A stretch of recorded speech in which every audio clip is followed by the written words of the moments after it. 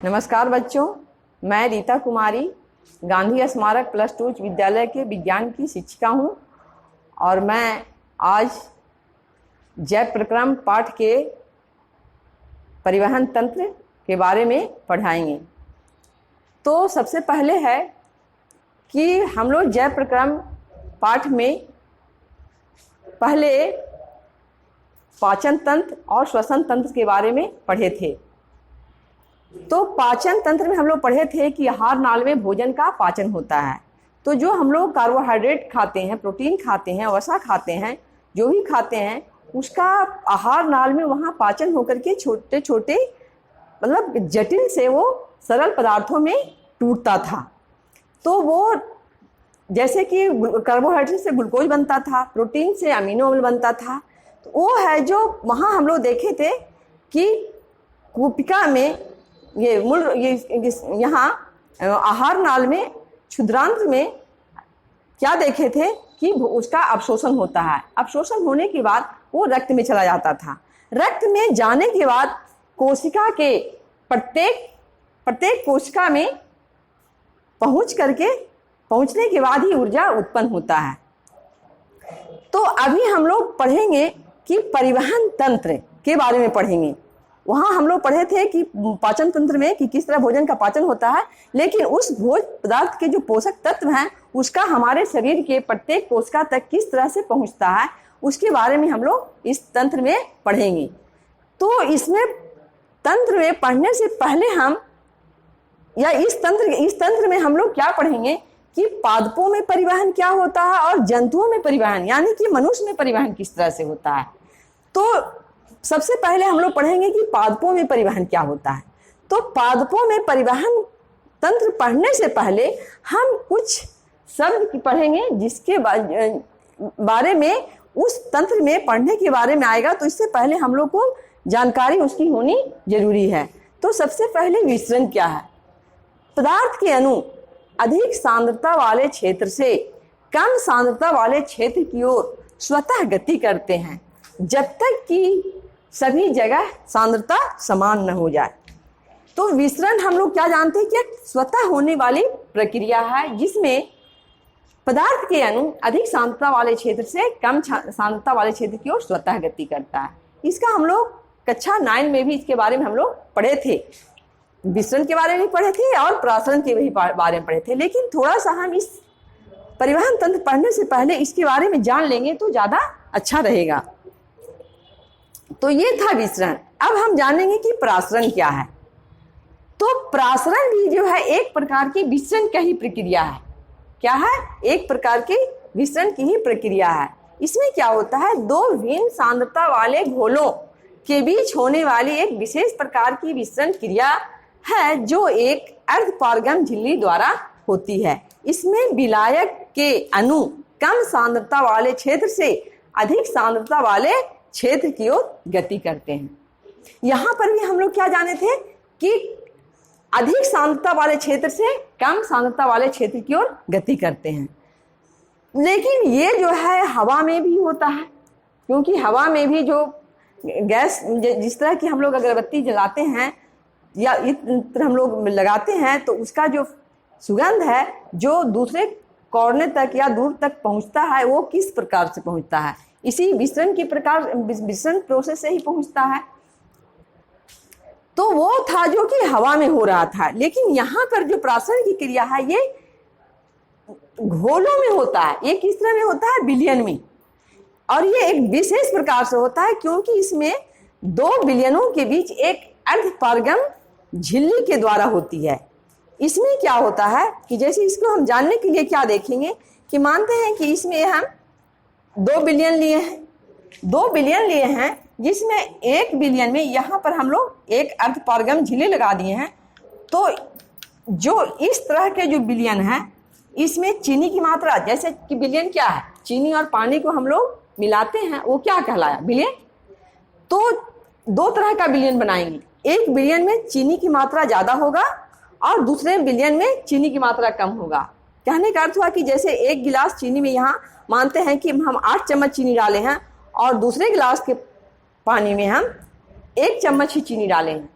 तो इस प्रोसेस में क्या होगा कि ये जो अर्धपारगम झिल्ली के द्वारा ये घोल क्या हो गया, अधिक, जहां ज्यादा चीनी घुला हुआ है ये अधिक सांद्र हो गया, और जहां चीनी कम घुला हुआ है ये कम सांद्र हुआ। तो यहां से क्या होगा, अधिक सांद्रता वाले क्षेत्र की ओर जल जो है स्वतः गति करेगा। कब तक गति करेगा, जब तक कि दोनों का सांद्रण बराबर न हो जाए। मतलब कि यहाँ मानते हैं कि हमका इतना पानी अगर यहाँ से इस ओर गति कर गया तब दोनों का सांद्रण क्या हो गया, बराबर, तो ऑटोमेटिक है जो ये प्रोसेस होना बंद हो जाएगा। तो इस तरह की प्रक्रिया होता है। यही प्रक्रिया जो है, यही प्राशन की प्रक्रिया जो है, पादपों में जल तथा खनिज लवण का परिवहन होगा तो यही प्रोसेस के द्वारा है जो होता है। अब हम उसके बारे में आगे भी पढ़ेंगे। इससे पहले हम जानते हैं कि पादपों में परिवहन तंत्र क्या होता है। जड़ के मूल रोमों द्वारा अवशोषित जल व उसमें घुले हुए लवणों तथा पत्तियों में बने खाद्य पदार्थों को पौधों के विभिन्न भागों तक पहुंचाने के लिए सभी पादपों में चालन वाहिकाओं निर्मित एक तंत्र होता है जिसे पादप परिवहन तंत्र कहते हैं। कहने का अर्थ हुआ है कि पौधों में जल तथा खनिज लवण या पत्ती में जो भोजन बनता है वो भोज्य पदार्थों को परिवहन के लिए पौधों के हरेक कोशिका तक पहुंचने के लिए एक तंत्र विकसित होता है जिसे पादप परिवहन तंत्र कहते हैं। अब पादप परिवहन तंत्र में क्या होता है कि दो तरह का परिवहन होता है, एक जल तथा खनिज लवण का परिवहन होता है, दूसरा भोज्य पदार्थ का परिवहन होता है। तो इससे पहले हम लोग जाने थे 9th क्लास में कि जल तथा खनिज लवण का परिवहन जो है जाइलम उत्तक के द्वारा होता है, ये हम लोग 9th क्लास में भी जाने थे। और भोज्य पदार्थ का जो परिवहन होता है फ्लोएम उत्तक के द्वारा होता है। अब हम जानेंगे कि जाइलम उत्तक के द्वारा किस तरह से परिवहन पौधों में होता है। तो ये मानते हैं कि परिवहन जो है एक छोटे से पौधे से लेकर के, एक जड़ी बूटी, छोटी छोटी पौधे जड़ी बूटी की होती है, उससे लेकर के बड़े बड़े 100 मीटर ऊंचे पेड़ तक को जो पौधे होते हैं, प्लांट होते हैं, उसमें जल तथा खनिज लवण का तथा भोज्य पदार्थों का परिवहन होता है। तो उस परिवहन के लिए पौधों में किस तरह से जाइलम उत्तक कार्य करता है इसके बारे में अभी हम जानेंगे। तो इसमें क्या होता है कि जाइलम वाहिकाओं का पूरे जड़ से लेकर के पौधे की पत्ती तक, यानी कि जड़ से लेकर के पौधे की शीर्ष ऊंचाई तक का एक जाल बना होता है, जाइलम वाहिकाओं का एक जाल बना होता है। मानते हैं कि ये क्या है, ये जाइलम उत्तक बना हुआ है, एक जाल बना हुआ होता है, इसी के द्वारा जल तथा खनिज लवण का परिवहन होता है। लेकिन ये तो हम लोग जाने कि जल और खनिज लवण का परिवहन होता है, लेकिन इसमें कौन कौन से प्रोसेस है जो काम करता है। तो इसमें क्या होता है कि पत्तियों में रंध्र विकसित होते हैं। ये हम लोग पहले भी जाने थे कि पत्ती में क्या पाया जाता है, स्टोमाटा पाया जाता है जिसे रंध्र कहते हैं। और पौधे के तने में लेंटिसेल्स पाए जाते हैं जहां से पौधे जो जड़ के द्वारा जो जल अवशोषित करता है उसका कुछ मात्रा में ही पौधे जो है उस जल का उपयोग करता है, और बाकी जो अवशेष जो जल होता है उसे रंध्र के द्वारा जल को वाष्प में परिवर्तित कर बाहरी वातावरण में छोड़ दिया जाता है। ये क्रिया जो है पत्ती के द्वारा या पौधे के तने के लेंटिसेल्स के द्वारा होता है। इसमें क्या होता है कि जब सबसे पहले बाष्पोत्सर्जन क्या है, ये हम लोग पहले से जानते हैं कि जल का वाष्प के रूप में निकलना ही रंध्र के द्वारा, पौधों में जल के वाष्प के द्वारा रंध्र से निकलना ही बाष्पोत्सर्जन कहलाता है। अब बाष्पोत्सर्जन की क्रिया में क्या होता है कि जैसे ही यहाँ वाष्प जल के रूप में क्या होता है, जल जो है वाष्प के रूप में निकलता है, तो यहाँ से जल क्या करेगा, तुरंत ही है जो यहाँ पर इस कोशिका से इस कोशिका तक जो है क्या होगा, ऑटोमेटिक यहाँ से यहाँ है जो मूवमेंट करेगा। यानी कि हम लोग पहले क्या जाने कि प्राशन की क्रिया होता है कि अधिक सांद्रता वाले क्षेत्र से कम सांद्रता वाले क्षेत्र की ओर गमन करता है। तो यहाँ पानी का जो सांद्रण है जो क्या हो गया, यहाँ कम हो जाएगा, तो कम हो जाएगा तो तुरंत दूसरी कोशिका से क्या होगा, वो आगे की ओर बढ़ेगा। लेकिन इससे बढ़ने के लिए क्या होता है, एक यहाँ पर एक प्रोसेस होता है। इस तरह की हम लोग कोल्ड ड्रिंक पीते हैं, चाहे तो नारियल पानी पीते हैं, तो हम लोग एक्स्ट्रा से उसको पीते हैं, तो वहाँ पर क्या होता है, हम लोग मुंह के द्वारा चूसते हैं तो एक दाब उत्पन्न होता है जिसे चूसन दाब कहते हैं। तो समझ लीजिए कि हम लोग कितना भी अगर बड़ा हम लोग एक्स्ट्रा लेते हैं और कितना भी नीचे मानते हैं, कितना ही बड़ा हम लोग एक्स्ट्रा भी लेते हैं, तो नारियल का पानी हम लोग मुंह से यहाँ से खींच करके पी लेते हैं। तो इसी तरह से का प्रोसेस यहाँ पेड़ पौधे में होता है कि अगर 100 मीटर भी ऊंचा पेड़ है तो जड़ के द्वारा जो शीर्ष में पत्ती है, फल है, वहाँ तक भी पानी पहुँचता है। तो पत्ती में भोजन बनने के लिए क्या जरूरत होता है, भी पानी की जरूरत होता है। तो वो जरूरत भी पूरा करने के लिए यही जाइलम के द्वारा यहाँ तक पहुँचता है। लेकिन इसमें क्या देखेंगे कि जैसे ही यहाँ जल का उपयोग होता है, तो यहाँ अभी हम बताए कि यहाँ पर क्या होता है कि यहाँ पर ये जगह जल की कमी हो गई, तो अधिक यहाँ सांद्रण क्या हो गया, जल का कम गया। तो इसके जो संलग्न जो कोशिका होगी उससे तुरंत है जो जल है जो आगे की ओर चूसन दाब, यहाँ पर एक क्या होगा, एक चूसन दाब उत्पन्न होगा, जिस दाब के कारण एक खिंचाव उत्पन्न होगा, जिस कारण जो है कि जल आगे की ओर गति करेगा। तो ये आगे की ओर मानते हैं कि ये जल यहाँ से पहुँचेगा, फिर ये यहाँ पहुँचेगा, फिर ये यहाँ, इस तरह से कंटिन्यूअस जो क्या होता, एक जल स्तंभ का निर्माण होगा। इसी के द्वारा जल जो है पत्ती तक पहुँचता है। अब यहाँ जल का अवशोषण जो है पत्ती के द्वारा तक होता है, ये तो हुआ जल का परिवहन। लेकिन इसके साथ साथ खनिज लवण का भी परिवहन होता है। खनिज लवण का परिवहन में क्या होता है कि ये पौधे जो है, तो यहाँ अवशोषण के बाद अब हम जानेंगे खनिज लवण का, ये तो हुआ जल का परिवहन। अब खनिज लवण का परिवहन कैसे होता है, तो खनिज लवण जल में क्या होता है कि जब जल आगे की ओर बढ़ता है आगे, तो यहाँ पर जो क्या होता है, खनिज लवण का ही जो है यहाँ पर इंग्रेडिएंट, मतलब इसकी मात्रा है जो यहाँ अधिक बढ़ जाता है। जब इसकी मात्रा अधिक बढ़ जाता है तो ये जड़ के मूल रोम के द्वारा क्या होगा, यहाँ जल जो है प्राशन के द्वारा क्या हो जाएगा, प्राशन प्रक्रिया के द्वारा फिर यहाँ से अवशोषित हो जाएगा, और अवशोषित में घुल करके ये आगे की ओर खनिज लवण का भी ये स्थानांतरण होगा या परिवहन होगा। अब इसमें हम लोग जानेंगे कि ये जो जड़ है, जड़ के जो मूल रोम में क्या होता है, जो भी पौधे में जो नाइट्रोजन, फास्फोरस, जो भी उसके पोषक तत्व की आवश्यकता होती है, वो आयन के रूप में होता है। वो जो अवशोषित करता है, वो पौधे जो है उसको नाइट्रोजन को आयन के रूप में, नाइट्रोजन हो चाहे फास्फोरस हो, जो भी खनिज लवण होता है उसे आयन के रूप में अवशोषित करता है। तो अवशोषित करने में यहाँ पर क्या हुआ, एक प्राशन क्रिया होगा। दूसरा चीज है कि यहाँ पे जब यहाँ पर खनिज लवण की जो मात्रा अधिक हो जाती है, तो इसके आसपास जो ये मूल रोम है उसके आसपास में क्या होता है कि जल की मात्रा जो अधिक होती है, इससे तुरंत इसकी जो सांद्रता को कम करने के लिए यहाँ से जल का अवशोषण होता है। जल का अवशोषण होने के बाद ये खनिज लवण भी इसमें घुल करके ये भी है जो जल के साथ साथ उसका भी परिवहन होता है। लेकिन इसको में ये एक तरह का सक्रिय परिवहन होता है, क्योंकि इसमें को खनिज लवण को परिवहन के लिए कुछ ऊर्जा की भी जरूरत होती है। तो इस तरह से देखें कि पौधों में जो जल का परिवहन होता है वो जड़ से पत्ती तक होता है, मतलब इसकी जो दिशा होती है वो एक दिशा में, मतलब कि नीचे से ऊपर की ओर होती है गति। लेकिन जब भोज पदार्थ जब पौधों में बनता है, वो भोज पदार्थ कहाँ बनता है, पत्ती में। और पत्ती में बनने के बाद उसे उसके पत्ती के ऊपर मानते हैं कि फ्रूट भी होगा, मतलब फल भी होगा, पुष्प भी होगा, उसके बाद नीचे जड़ भी होगा। तो भोजन की आवश्यकता तो हर पार्ट को होता है।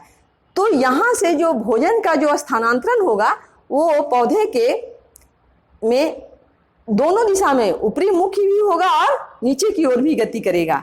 तो यहाँ पर भोज पदार्थ की जो गति होगा, भी हम उसके बारे में भी थोड़ा सा पढ़ेंगे। तो उसकी जो गति होती है दोनों दिशा में होती है, लेकिन जल और खनिज लवण के जो परिवहन होता है उसकी गति जो होती है वो सिर्फ ऊपरी मुखी में ही होती है। अभी हम पौधों में जो भोजन का जो एक जगह से एक यानी पत्ती में भोजन कहाँ बनता है, पौधों में पत्ती में, तो पत्ती से पौधे के हर एक कोशिका तक भोजन का पहुंचना जरूरी है। तो पत्ती से भोजन का किस तरह से पौधों के हर एक कोशिका में पहुंचता है इसे देखेंगे। तो खाद्य पदार्थों को पत्ती से पौधे के विभिन्न भाग तक पहुंचना स्थानांतरण कहलाता है, जिसे इंग्लिश में कहा जाता है ट्रांसलोकेशन। इसे इंग्लिश में क्या कहते हैं, ट्रांसलोकेशन। यानी कि पौधों में खाद्य पदार्थों का परिवहन को हम लोग क्या कहते हैं, स्थानांतरण हिंदी में, लेकिन इंग्लिश में कहा जाता है उसे ट्रांसलोकेशन। तो ये जो है किसके द्वारा होता है, तो फ्लोएम उत्तक के द्वारा। फ्लोएम उत्तक में भी 4 प्रकार की कोशिका होती है, उसमें से भोज्य पदार्थ को परिवहन में या स्थानांतरण में चार्नी नलिका तथा साथी कोशिकाएं उसका काम करता है। तो अभी हम इसमें पौधों में हम बनाए हैं कि यहाँ जाइलम जो बना होता है, अभी हम लोग क्या जाने कि जाइलम से जल का परिवहन होता है। तो जाइलम के बगल में ही क्या होते हैं कि फ्लोएम उत्तक भी रहते हैं, उसमें ये चार्नी नलिका है, चार्नी नलिका और साथी कोशिकाएं हैं भी जो उसी में संलग्न होते हैं। तो यहाँ पर क्या होता है कि जब पत्ती को भोजन बनाने के लिए जो खाद्य पदार्थ यहाँ बनता है पत्ती में, वो पत्ती से उस भाग की ओर जाएगा जहाँ पर भोजन की जरूरत है, चाहे तो जहाँ भोजन की कमी है। तो भोजन को जब यहाँ से भोजन पत्ती में भोजन बनने के बाद इधर की ओर गति करता है, तो यहाँ पर अब क्या हो गया, भोजन का सांद्रण है जो अधिक हो गया, भोजन का सांद्रण यहाँ अधिक हो गया। अब अधिक सांद्रण होने के बाद क्या हुआ कि इसके जो बगल में जो जाइलम कोशिका है उसके अर्धपारगम झिल्ली के द्वारा तुरंत है जो इसमें क्या होगा, जल है जो प्रासरण के द्वारा यहाँ पहुंचेगा। जब जल इसमें पहुंचेगा तब ये जो अपलोड होकर के जो भोजन है, भोजन के जो कण है, जो जिस भाग में भोजन की आवश्यकता है उस भाग तक, जैसे जड़ है जड़ तक जाएगा, चाहे ऊपर में फ्लावर है फ्रूट है वहां तक पहुंचेगा। इस तरह से जो इसकी जो गति होती है वो दूसरी मतलब ऊपर की ओर भी गति होती है और नीचे की भी होती है, इसमें दोनों दिशा में इसमें गति होता है। तो इस तरह से, और इसमें क्या होता है कि भोजन को गति करने के लिए, भोजन को स्थानांतरण के लिए ऊर्जा की जरूरत होती है जो एटीपी के रूप में पौधों में स्टोर रहता है। उसी ऊर्जा का उपयोग कर है जो ये भोजन का परिवहन होता है। तो बहुत कोशिका, और ये जो है सुक्रोज के रूप में किस तरह से परिवहन, किस प्रकार जो भोजन स्टोरेज होता है पौधों में वो सुक्रोज के रूप में रहता है। तो ये जो क्वेश्चन है, जो हमेशा ये सब क्वेश्चन जो एक नंबर का पूछा जाता है, एक क्वेश्चन है जो कि बार बार जाइलम और फ्लोएम में क्या अंतर है, ये क्वेश्चन भी है जो अक्सर यहाँ पूछा जाता है। तो अभी हम लोग जो पढ़े उसमें हम लोग को क्लियर हो गया कि जाइलम और फ्लोएम में क्या अंतर है। तो अभी हम लोग जाने कि जाइलम, इसकी कोशिकाएं जो होती है, अधिकतर कोशिकाएं क्या होती है, जाइलम की मृत होती है, लेकिन फ्लोएम में क्या होता है, इसकी अधिकतर कोशिकाएं जीवित होती है। जाइलम से जल तथा खनिज लवण का परिवहन होता है। अगर याद रखने के लिए जाइलम, जल से जाइलम, यानी कि हम लोग जैसे ही जल का नाम लेंगे तो ये किसके द्वारा परिवहन होता है, तो जाइलम उत्तक के द्वारा। अगर हम जल से जाइलम याद कर लेते हैं तो फ्लोएम ऑटोमेटिक है कि हम लोग जानेंगे कि भोजन का जो स्थानांतरण होता है वो किसके द्वारा होता है, फ्लोएम के द्वारा होता है। तो अगर एक को हम याद रखते हैं तो दूसरा है जो ऑटोमेटिक याद हो जाएगा। तो जाइलम से जल तथा खनिज लवण का परिवहन होता है और खाद्य पदार्थों का स्थानांतरण है जो फ्लोएम के द्वारा होता है। जाइलम में जो इसमें जो गति होता है वो सिर्फ ऊपर की ओर, यानी जड़ से तना तक होगा तो हमेशा ऊपर की ओर की गति होता है। लेकिन फ्लोएम में क्या होता है कि जो गति होती है वो ऊपरी और नीचे दोनों दिशा में होती है। जाइलम में ऊर्जा की बहुत कम या न के बराबर ऊर्जा की खपत होती है, लेकिन फ्लोएम में ऊर्जा जो है अधिक मात्रा में जरूरत होती है। तो आज हम लोग सिर्फ पादप परिवहन के बारे में ही जाने, और हम लोग नेक्स्ट वीडियो में मनुष्यों में, मानव में परिवहन किस तरह से होता है इसके बारे में पढ़ेंगे।